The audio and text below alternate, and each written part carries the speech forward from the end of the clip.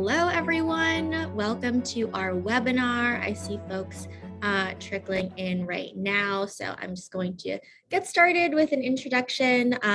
This webinar is about how to communicate company culture throughout the entire employee lifecycle.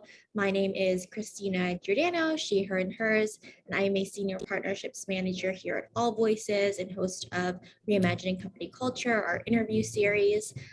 Today is Black Women's Equal Pay Day, yes, September 21st, meaning it takes 9 months into 2022 to make what white male counterparts made in 2021.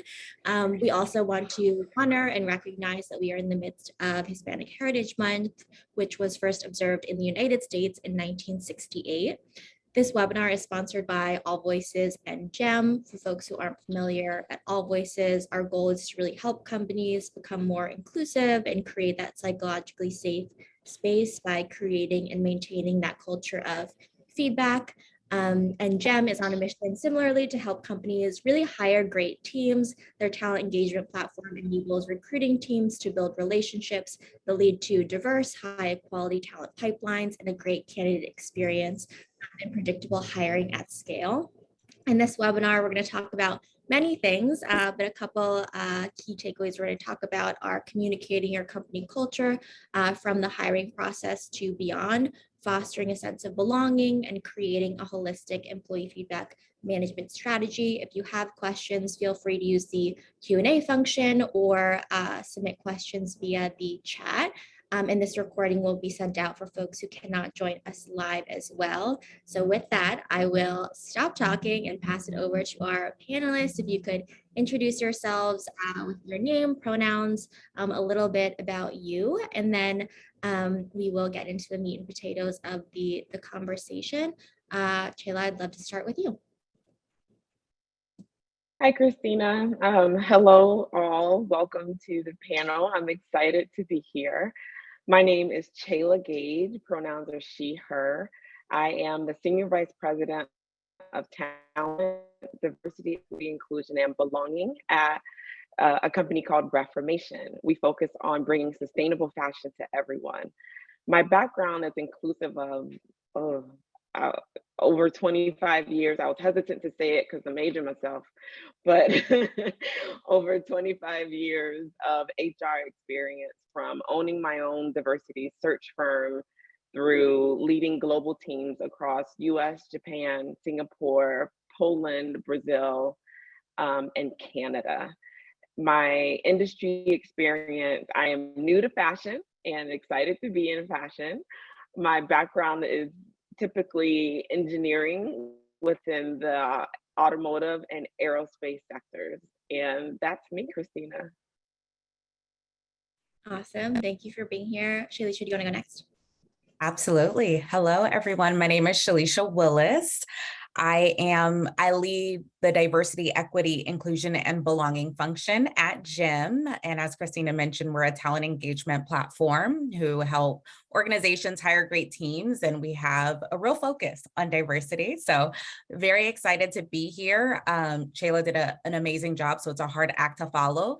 But I got my PhD in organizational behavior with a focus on diversity and leadership, and have spent the last kind of decade plus in various HR functions, really trying to figure out how to increase diversity and inclusion, primarily in tech.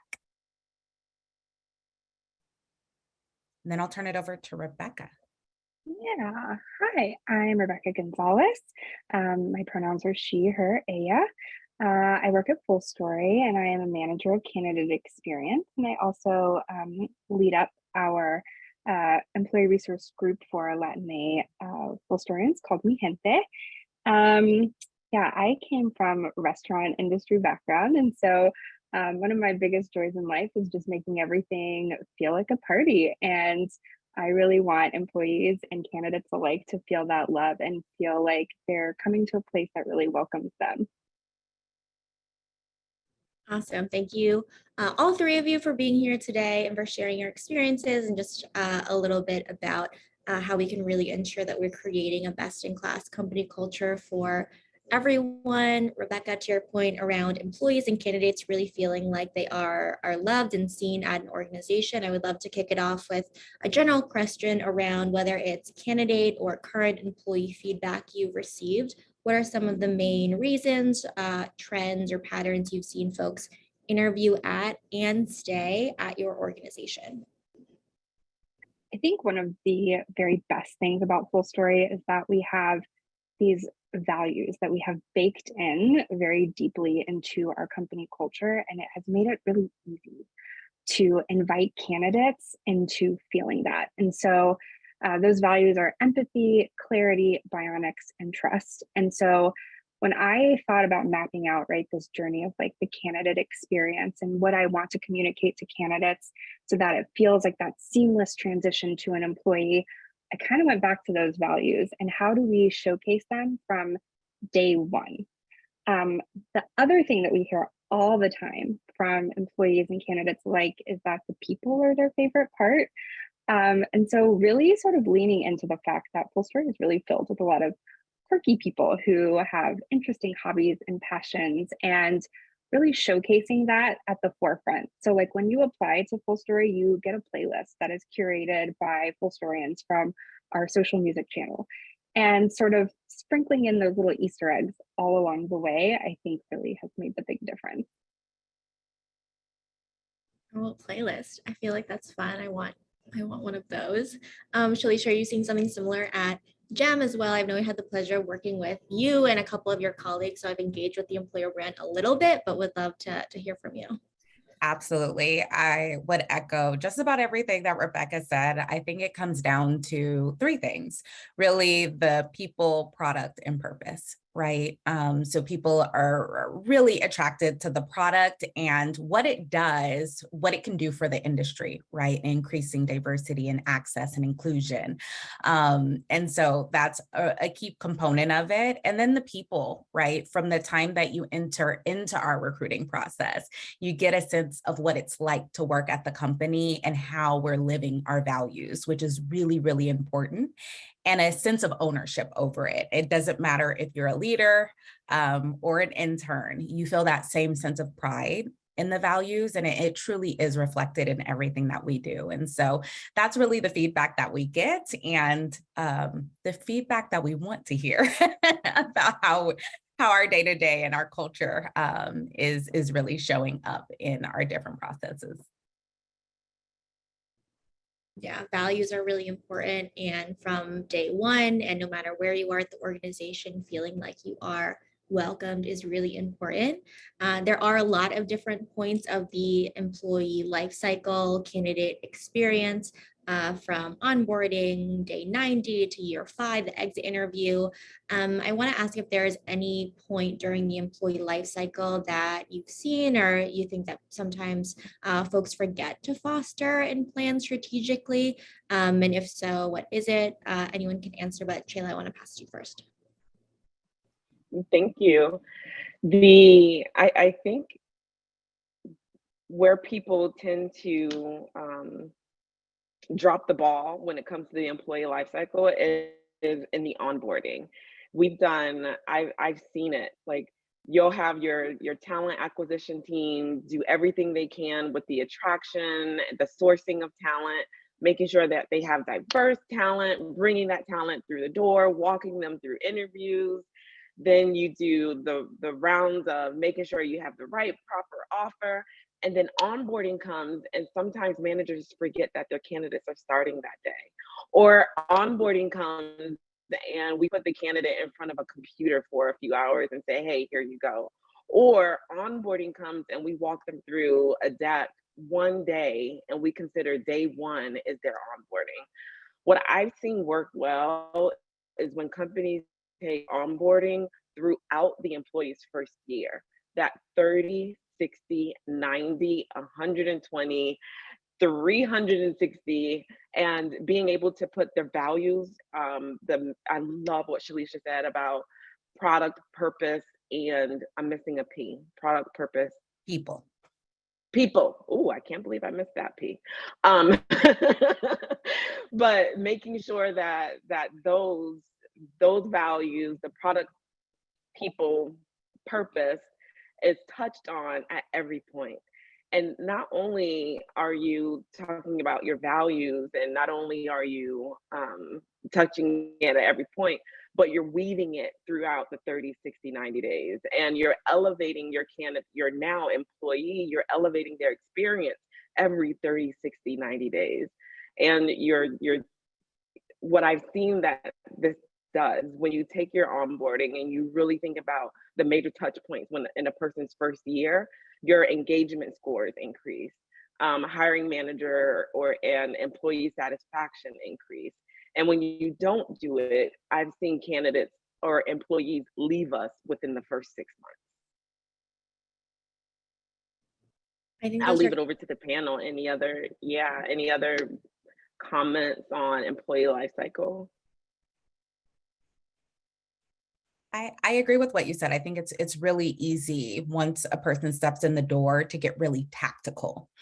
And so, like you said, from onboarding to that first year, but then what I have also seen in the data is that when people hit kind of 3 years, 5 years, it really drops off in terms of engagement.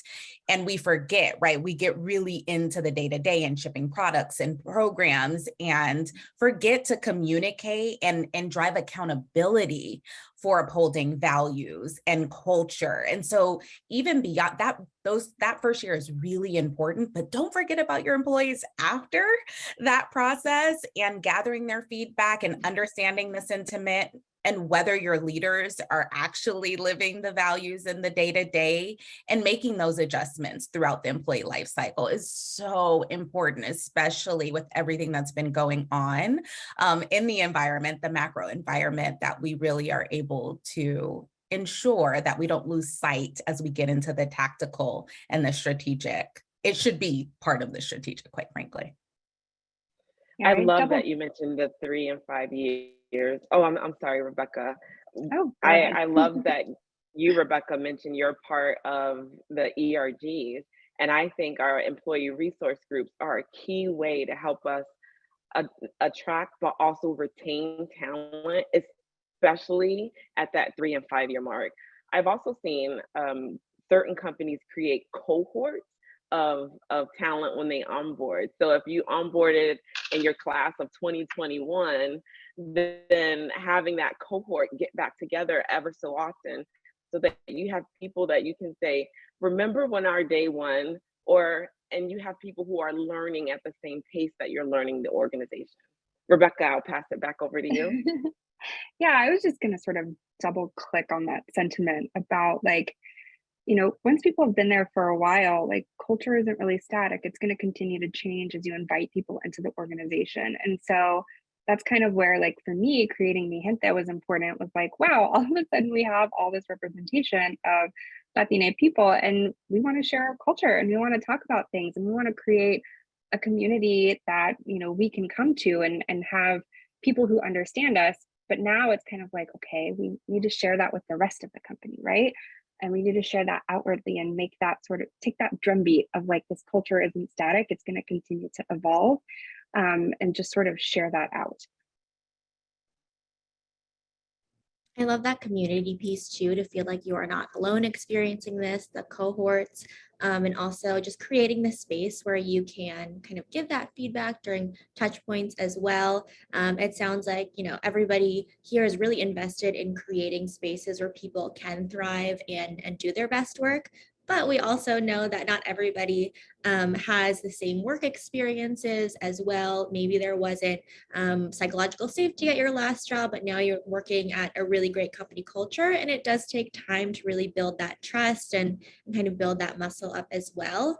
For folks on the call as well, psychological safety is that belief that you won't be punished or retaliated against or humiliated for speaking up with ideas, questions, concerns, or mistakes. So to put that into kind of examples, what are some of the ways that specifically managers can intentionally set up an environment on their team where psychological safety is present? What does that look like in practice? Again, open to anyone, but Shalisha, I want to pass to you first. Oh, I love this question. I love this question because I think one of the things that we hear across leaders, across organizations, is that innovation is so important. And the thing that they miss is without psychological safety, there is no innovation. We also hear diverse teams are so important and that they lead to more innovation. They lead to higher performance. Without psychological safety, you don't realize the benefits of diversity and what a team can bring. And so when we think about what's important to really cultivate psychological safety, what managers need to do, the first and foremost is making sure they're clear in their expectations. Are we all operating under the same rules of engagement? That is taken for granted often. The second thing is modeling vulnerability and humility, right? The way that you show up as a leader is the way that your employees will show up. So, are you asking for feedback, not just giving it? Are you saying, hey, I don't know when you don't know? Do you admit your mistakes, right? Because all of those behaviors, no matter what level you're at, those are the things that create psychological safety and allow people to take risks. And then how do you cultivate curiosity? When you're in a meeting, are you just giving feedback? Are you tearing people's work down? Or are you asking open-ended questions? Are you allowing your team first to provide feedback before you give your opinion? So power in a room as a manager, when you start off and you give your opinion before you welcome feedback, that really creates what people are willing to share. And that really can undermine psychological safety if you're not careful. And then the thing that I think is probably the most taken for granted is, do you show compassion and care for your team? Are you building connections? It's not just about a cog in a wheel and a person is a number. They're a person, they have needs, they have their individual experiences. Are you taking time to build connections with your team members to make them feel comfortable and like they can show up and raise their challenges or challenge you or others? It's so important to just treat people like people. I know it seems really simple, but when we talk about psychological safety, that's a really core component of getting people comfortable in a room. But I just rambled, so I want to make sure I open it up to the rest of the panel. I love that you brought in diversity. And I feel like there's a path towards inclusion and diversity, equity, and inclusion. When we bring in employees, when we talk about culture, there's these elevated steps. Psychological safety is of the same. So there's the step of, do I feel comfortable enough to share my ideas? Do I feel comfortable enough to challenge? Do I feel comfortable enough to take a risk? And psychological safety, I believe, is the foundation of diversity, equity, and inclusion. Because without it, your employees who are historically underrepresented groups will not feel like they belong. And so what's amazing about this, though, is that psychological safety is needed from everyone, regardless of affinity, regardless of gender, regardless of sexual orientation. As a leader, everything that Shalisha just said, understanding your employees, vulnerability and humility, all of that goes so far with each of our employees. And it's the main reason why employees leave. There's the saying, employees don't leave companies, they leave managers. And it's because they don't feel like they belong or psychological safety does not exist. And I think you can build that upfront in your interview processes as well. Like, we really encourage all of our interviewers to save space for questions. If you see that somebody is nervous, like, help them sort of feel comfortable. Like, we really want people to have a good experience, and we really want them to feel like they can showcase themselves and their abilities, at its brightest. help them get there, be kind, be human, let them know that this is somebody that they can rely on to work with in the future and who's going to be rooting for their success if they join our organization. I love that you just said be human. Yeah. The other piece of what you said was just that advocacy. How are you showing up for your team? How are you showing up for candidates? Do they feel comfortable like they can be their authentic best selves at work? Are you creating that environment? Psychological safety, again, is the foundation to them feeling that way. And I think there are ways that companies' policies and processes can help enhance psychological safety. For example, co-op bathrooms, where people can feel like, okay, my company sees me, or allowing or putting policies in place so that employees can highlight their pronouns, she, her, he, him, and having employee resource groups or culture committees in which employees can create a sense of belonging amongst themselves. So yes, it's heavy on the leader, but I also challenge those who are in charge of policies and processes to look at building in psychological safety there as well. Yeah. One last thing, we probably could all talk about this all day, is sometimes we make these concepts really big and like they have to be changed at the highest level. But psychological safety is built in moments. So it could be a matter of spending 5 minutes during a staff meeting to allow people to build connection. In that moment, that 5 minutes will transform your collaboration, your connection on your team, and level the playing field in a way that is really powerful. And so when we think about creating psychological safety, it's not just like those big processes or programs that you have to implement. It's really in your day-to-day interactions. It's in your day-to-day intentional interactions. And I definitely agree that it's built in moments and everybody should have that ownership mentality as well, with managers and executives really thinking critically about this too, but asking yourselves those open-ended questions when a new team member joins too, and in those moments throughout your career as well, and making sure it's one thing to say, I want to create a psychologically safe space, then how are you doing that? How are you changing that as more people come in, leave the organization, and consistently are working on that and being honest with the answers you're giving yourself to, which can be difficult. Shalisha, you mentioned kind of not treating people as cogs in a machine, really being human, which I appreciate as well. And there's been a lot of conversation around the role of work in folks' lives and how it's changing. The term quiet quitting has come up quite a lot in LinkedIn and in articles. Folks are talking about quiet quitting, which isn't physically about quitting your job or leaving. And I believe it became popular on TikTok, and some descriptors for quiet quitting include not doing the job of 2 or 3 people with a concept, not going outside of the scope of your job description, not going above and beyond or sacrificing your mental or physical health for your job as well.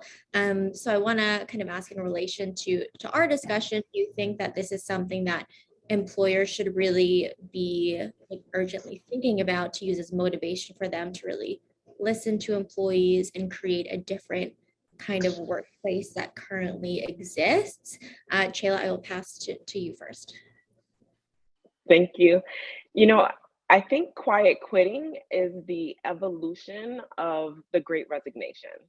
And I believe the Great Resignation came out because when we went through COVID, there was this immediate, am I doing something at work that is going to fulfill me, that is going to fill my cup and make me whole? Psychological safety came up during COVID a lot, where managers were listening to employees. Employees started resigning from places because one, the market was just going crazy. It was employees' opportunity, and two, that connecting passion and purpose. I think quiet quitting, now that the market is softening and employees are like, maybe they are in their new roles, there's still this want to connect passion and purpose.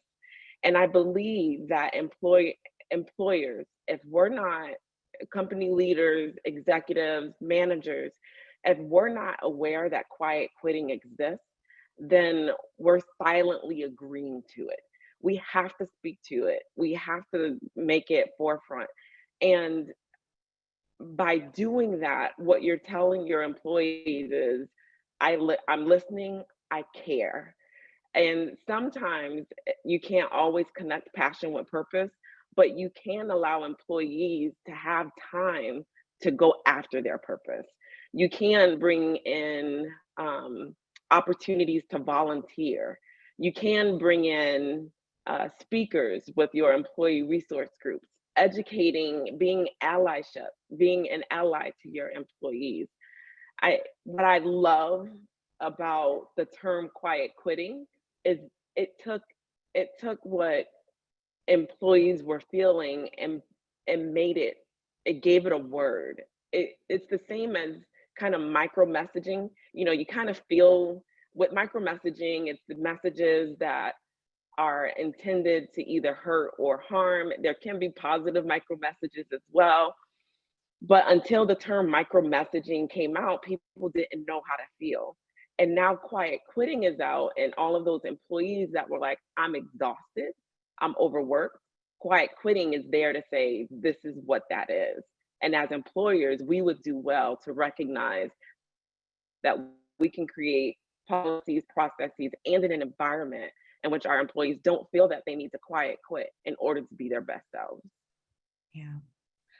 Plus one, I would say, just as a follow-up to that, quiet quitting, I'm a huge proponent of well-being. Kind of similar to all the other concepts we've talked about. If you really want high-performing employees, then you need boundaries. And when we think about how we work employees in the US, it is a very US-centric approach. And there are actually organizations that build well-being into their model. And so there's a lot more we could be doing to help our employees show up as their best selves again and not feel burnt out on a regular basis where we're not getting the best of them anyway. And so quiet quitting, again, as Chella mentioned, named it. People were exhausted when COVID hit. They're still exhausted because there's been such an up and down over the years. How are we enabling the success of our employees and not just thinking about what they can give to us? Like, this is really a relationship that we're building with them, and what are we giving and getting from the relationship has a direct relationship to one another. And so I think it's really important that we do a little bit more listening and not make something negative, because there's always something to learn from a new term, a new concept that has come up. And so I just urge employers to ask more about the quiet quitting and what the sentiment is of their employees and how they can do more to enable their success. And I also think, like, you can give your employees something to hold on to. Something at Full Story that we have as part of our operating principles is articulate the non-negotiables, right? And so if your non-negotiables are, I have family time from 4:30 until 8 p.m. every day, that's your non-negotiable. That's okay. My non-negotiable is on Fridays after 5 p.m. You will not see me. I am enjoying my weekends, and I hope you are too. And so I think we have to think a lot about how are we building cultures that allow people to have boundaries without feeling bad about them. I think one of the things about quiet quitting that I found interesting is people are like, well, I'm not going to go above and beyond. And I'm like, well, is that expected of everyone at your workplace, that everyone has to go above and beyond? Or is it only certain people who feel the need to go above and beyond? And so it's kind of like asking those deeper questions, like Shalisa said, right? Like, what is causing this? What do people really want? And then giving them a culture that allows them to hang on to those things and gives them the structure that they need to be good employees and then also have a life outside of work. The last thing I'll say here is, one thing I really urge our leaders to do is to balance the messaging, because to your point, people feel like they have to work harder because of some of the messages that are sent, which is the people who work late hours are the ones who are quote unquote high performers. What we need to do is better balance quantity with quality and impact, right? And so is it that someone who works longer hours is more committed to the job? Are they still having an impact? Or do we care most about people having an impact in the role, regardless of how many hours they spend, even if they have really healthy boundaries, right? And so sometimes there's just these unintended messages that people are receiving, and often impact underrepresented groups disproportionately. And so it's really important for us to make sure that we have policies, we have a culture and the language to support the different needs of employees. Absolutely. I definitely agree with that as well. You can have a company value of we value flexibility and really having open conversations. But if you are slacking on the weekends and the people that are promoted are the ones that are showing that they're working 24/7 or their icon is always green, what are you actually saying as well? So there needs to be alignment there too. And again, answering those questions. We do have a couple of audience questions that I want to dig into as well. One of them is around when we were talking about the candidate experience. Someone had a question around how do you, can you elaborate more on the product portion? And I'm assuming that's how you kind of talk about the product in the interview process or how that's communicated as well. So I will pass to the panelists to talk about, can you elaborate more on the product portion in the candidate experience? I'd be happy to start off. So the full story platform is like super robust, and we talk a lot about how it delivers value, not only to our customers, but like the value that our employees get from like being able to be hands-on working on concepts that are going to make it in front of a customer. You are not a cog in a machine working on something very small. You're having a real impact on leading a project that is going to lead to a new micro product or a new landing page, something that feels good for you to work on. And so we have our engineers, they have their own blog, and they talk a lot about the work that they do. And then we sort of sprinkle that through all of our candidate communications from beginning to end, sort of, you know, the impact that you can have if you work here. And this is the impact that this person had on this particular project or this micro product that we recently released. And then we celebrate those things, not only internally, but externally. And I think that that just brings a little bit of extra joy to the work that people do. Just to add to that, the Gem product is really unique in that it focuses on recruiting, and that everyone's been through a recruiting process. And so it's really easy to make the connection between what your experience has been in the past and wanting to make that better for other people, other talent communities, and in particular, you know, underrepresented groups and creating access in the industry. And so again, to Rebecca's point, making sure that that narrative, that discussion is part of the candidate process, and connecting back to your purpose, right? So it's bigger than just the product, but the product has purpose. The product connects to people. So it just brings those three P's all together, and making sure that our recruiters and our hiring managers and our interviewers are able to speak to it, not only from what it does, but authentically about what they're doing today to have an impact. And literally everyone across the organization has asked for feedback and has an impact on our product, which is really, really special. So people knowing they're going to come in and be able to impact it, I think is a huge selling point. I'll just add to that, one of the reasons why I joined Reformation is because of our focus on sustainability, on bringing sustainable fashion to everyone. And so that is our product, that is our mission. And what I love about the company is that we bring everyone back to product at multiple times throughout their employee experience. And I think that's where, if we're talking about employee experience and employee life cycle, that is where some companies kind of miss the mark. For example, if you're a company that I used to work for made airplane engines, but not everyone made an airplane engine. There were analysts that were just responsible for the finance part of it. But the airplane engine is what was out the door. How do we bring our finance team back to understanding that the airplane engine is the product and that the product impacts our global community? And that's where I think I've seen some companies do it well and some companies have opportunity. The product is or service is directly related to the people and the purpose, and interweaving that throughout the candidate employee experience is really important. We also talked about kind of the different parts of the employee experience that might be overlooked. And there was another question around how do you revive engagement with values after 2 or 3 years and after 5 or 6+ years at a company as well. Do you have any best practices for this question? I have tons of thoughts. I'll give a couple. I think where we lose people at 3 to 5 years is not only the values, but whether or not they're seeing them show up. So equity, like at some point, we should be looking at whether or not people are progressing in their careers at the same rates by group. And so do they see themselves have opportunity at your company? So that's one thing that's really, really important.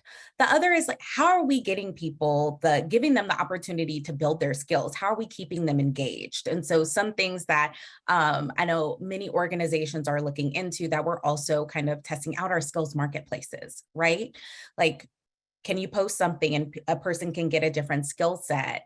Things like mentoring and sponsorship are also really important, but to take it outside the box, like how are you engaging people in their growth and having conversations with them and understanding what their needs are to be able to continue to meet those at 3, 5, etc. years is so important. And I think, again, we spend a lot of time sometimes on early career and forget about people who are in mid careers and leadership and what their needs are. I think I love that question. There are so many ways to engage at the 3, 5, 10, 15. And I employee resource groups. I cannot speak enough on employee resource groups because I've seen ERGs really take the culture and like live it. And if people are involved in their ERGs, there's a sense of community. And the ERGs, they change and evolve probably quicker than some of the formal teams do. So I say always advocate for your employee resource group. Additionally, internal mobility. Like there are many companies where employees can have multiple careers. Just because you started off in engineering doesn't mean you can't transition through to finance or HR. And I think companies would do well to make sure that there's an internal mobility process.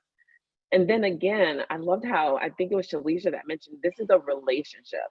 Relationships get stale. And we can all, I don't know how many people have been a part of a relationship that you're at that 3-year mark, you're like, okay, we're gonna do it. How are we gonna do this? And then, or there's the relationship where the kids are now gone and you're like, okay, I need to reinvest in you. I need to see what you're all about now. Our employees change.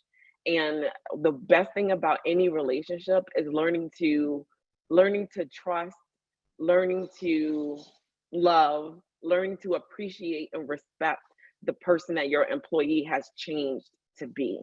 And so at that 3, that 5, that 10 year, that 15, we should be appreciating everything that employee has brought to the table. I like the multiple careers at the same company as well. And similarly, I think it's Esther Perel who's like the multiple relationships you have with perhaps the same person too, especially if you've been with them for a couple of years as well. It's a relationship and it's going to change and you can't keep everything the same. So when we were talking about psychological safety, there is an anonymous question here as well around as HR professionals or really anyone who works for an organization, you are also a representative of the company. So when you talk about psychological safety, how can you make someone safe to bring up concerns when you know actions may not always be taken to their satisfaction? What is your advice there? That is a good one, and um, I'll give an example. When we went through after the death of George Floyd, and during the during the trial, there were a lot of people of color who would come to my desk often and say, I am tired of being the one person of color that is called on to tell my story.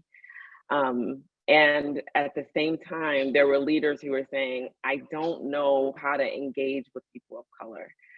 And so they would always call on that one leader or that one individual. When there are opportunities to provide clarity in the process, clarity of a role, clarity of a situation, then employees take what they need from that. And so I had a situation once where an employee said, I'm tired of being that one. And I couldn't guarantee for them that they weren't going to be that one over and over again. What I tried to communicate with them is do what is comfortable for you. And I will do all that I can to make sure that you are safe. Here's opportunity, here's what I can do. And I set the clarity I set up expectations of what was appropriate and also what was not appropriate. And as an HR professional, sometimes we feel like we have to take the company side. Being a human, as Rebecca said, is not recognizing the different ways in which people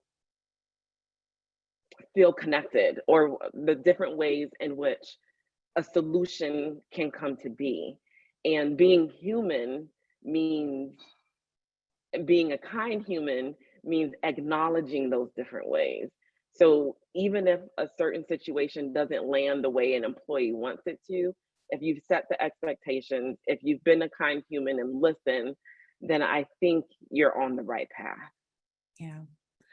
Further to that, I would say I have definitely been in situations where there are legal matters and there are matters that are indicative of bias that are not necessarily illegal. And often people will come and they will bring up matters that once investigated, maybe a claim is closed. But it doesn't mean that there isn't something to address. And so what I have found to be particularly helpful is to make sure that there is a really close partnership between whoever handles employee relations and your diversity, equity, and inclusion partner, because there may be subtleties that you don't understand about the situation that are cultural that need to be addressed and clarified, to Chaila's point, but may not be indicative of discrimination. And so the extent to which you can build that close partnership so you can understand what's underlying some of these things is really important to building relationships with employees and trust between HR and your employee population.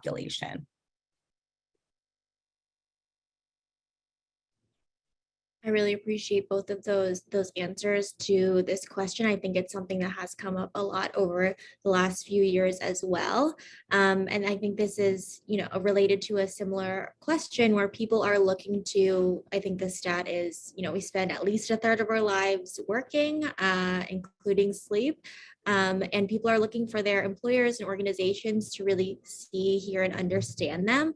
Another question is, what do you do for CEOs and leadership who may not want to speak on quote unquote social issues or be political or something of that nature? This came up in another webinar too, and I think this is important to address because I personally believe the political is personal, but what advice do you have for CEOs, leaders, or managers to really support folks on social issues if they're hesitant or do not want to? Oh, I love that question. I remember being brought into a meeting and saying, Chayla, here's our issue. Can you go talk to this employee population about? And I refused. I'm not going to be that token black girl that takes a black issue and I'll be the person to be the voice. I do believe that in the world that we are in today, there's not an option to be quiet on your values. if you understand what your values are, as a leader, as a manager, you are responsible to living in those values. Living in that value also means walking the walk and talking the talk. And I also believe it's up to leadership. It's up to, if we have employees, leaders who cannot walk the walk and talk the talk of our values, then we have to make the hard decision to exit out those employees. That's just my stance on it. I agree. And I think sometimes we have to make the connections between the issue. First off, most social issues are human rights issues, right? And so when we talk about caring about humans, we can't be quiet on those issues. The second thing is they often directly relate to value that we have. And so it may not be as easy, especially when they're politicized, for people to make those connections. And so for me, I see my role as building the bridge to help people understand and how silence can actually be more insidious than saying what you may think is the wrong thing. But standing in solidarity, which is allyship with communities, underrepresented or marginalized communities. And so again, it usually requires a conversation and some coaching and the right language. But I think it's really important to have that conversation. And to Chella's point, I will not be the representative for every kind of racial or gender, whatever issue that comes up. It's really important that leaders lean in, have a perspective, and communicate that out to employees. Yeah. And, having empathy for other people is not political. You can have empathy for other people and see the struggle that they're going through without having to give your own personal opinion. And so, I would just say, lean into empathy. Sometimes things get tricky, people can get heated, but if we lean into that empathy for others and care about the walk that they're going through, I think that always is going to land well with them. Yeah. And I would in leaning more into that, there's tolerance for different perspectives. We don't all have to agree on the same issue, but if we all agree on being empathetic, compassionate humans and caring about humans, then there is something to say. Those are completely different things. And I think that they get mixed up a lot. Yeah. I think the other follow-up question that usually comes in this conversation is, do I have to say something at every social pivoting point? And I believe that if it impacts your employee population, it should be said. Multiple shootings at schools, shootings at we're not going to until different laws come to be, until we're at a different place, shootings are going to continue. So can you say something about shooting once and just have it carte blanche? I don't think so. I think there's multiple points, and I think if you're listening to your employee population, if you're caring, if you're empathetic, then you'll want to speak to that.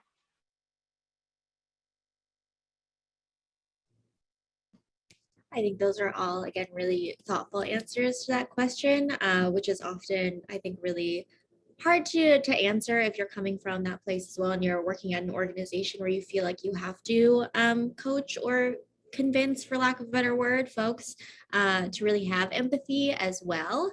We have time for one more question and then a final question as well. I feel like we could talk for more than an hour, but one of the questions is around, I am currently involved in a company merger. How can we blend cultures from smaller corporations into a slightly larger, more established organization where everyone involved can be seen and heard?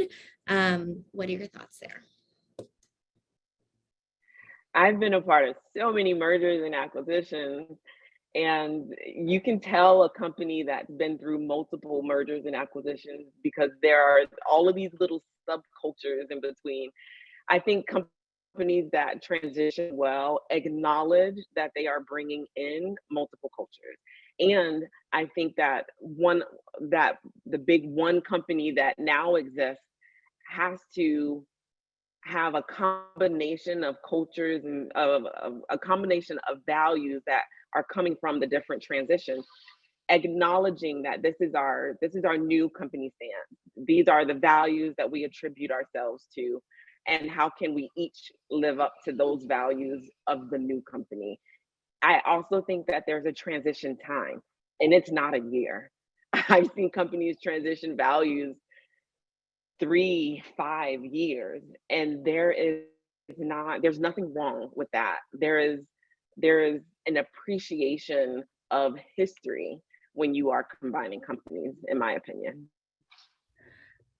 To add to that, you have to first deal with the fear. Because when a company comes together, there's fear on both ends. And until you address that fear, you're not going to blend the two companies in any way. Part of that fear can be mitigated by being very clear in the approach that you're going to take to then bringing those two companies together and gathering feedback.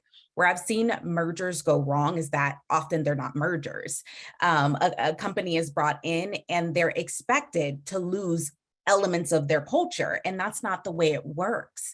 And so there has to be a transition period, but a sense of transparency and gathering feedback and giving updates on a regular basis to help people understand kind of what the process is and how you're going to approach it. And again, it's a relationship. So you're giving something, they're giving something. And if you approach it in that way, and you're honest about the fact that you don't have all the answers, but as they come up, you will give them, it makes for a much easier transition and integration. But there also has to be some intentionality in bringing those two groups together, because they will remain siloed unless you do so. Yeah, you definitely have to address the reality of what people are feeling. Just because you don't talk about it does not mean it's not there. And also, change does not happen overnight as well. And it happens with intentional actions on a day-to-day basis, long-term, and really having those conversations. The last question that we'd like to end on is a good old call to action for folks who are on the call, who are really thinking critically about how they want to communicate their individual unique company culture throughout the employee life cycle.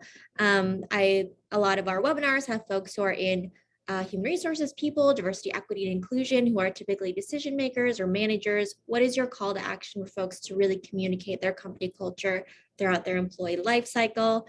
Rebecca, I will start with you, and you could popcorn to someone else. I would say think really holistically about the journey that your candidates take to being an employee, and then the one that your employees take throughout their career at your company. And think about how you want to infuse each piece of that journey with culture that's going to connect them back to the stage that they're in. So like I mapped out all of our candidate communications to the process from application all the way to each rejection stage. And I thought about how I wanted candidates to feel at every stage. And then I plugged in the pieces of our culture that were going to support those feelings so that they caught those little glimpses all along the way. And then I worked with our internal comms team to make sure that that was a seamless transition once I handed them over, right? So I would say kind of take that bird's eye view, be holistic about it. Don't be afraid to like whiteboard it out, make some flow charts, and like really think about how you want people to feel at every stage.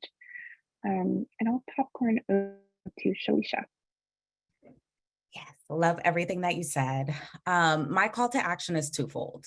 Gather feedback all the time, regularly, not just through your engagement survey, focus groups, and employee resource groups. It is a very underutilized population that understands the communities really well and how to infuse innovation and new perspectives into the process, and how values are showing up and may not be showing up for certain communities. And so it's really important that you take different approaches to gathering feedback and including different people in the decision making.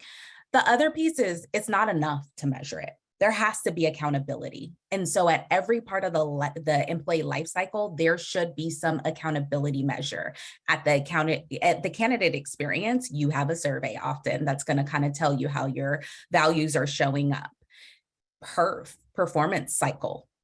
Is it all about just impact in certain performance measures and technical abilities, or do you have values integrated into that? Because there will be no accountability for upholding your values and your culture if it's not integrated into your performance reviews. And then again, making sure that you're gathering feedback on your managers and that you have 360-degree feedback, right? You want to be able to be looking at it from different directions. So ensuring you have accountability as well as feedback is so important. Turn it over to Chill. I agree with everything that both panelists have said here, Rebecca and Shalisha. I think the intentionality of mapping out the employee experience and the employee journey at your company. There are many tools available that help us with that whiteboard and that mapping that out, being accountable at each one of those points. I also think that every employee is responsible for the culture. And so in order to retain employees, the values that we expose ourselves to, that we hold ourselves to, the values that we said when you attracted that candidate, made them an employee, if it doesn't live on the other side as an employee, then they're going to leave. They're either going to leave or they are not going to help the value that you aspire to be. And so I think that realization that it's not just leaders, it's managers, it's individual contributors, it's the suppliers that we do business with, it's the way that we sell and market ourselves. All of that is a part of that employee cycle. The intentionality and accountability have to be at each one of those points. Absolutely. Intentionality and really being curious, being open-minded, and also just having that intentionality to create a great place to work where people feel like they can belong no matter where they sit in the organization, no matter how long they've been there as well.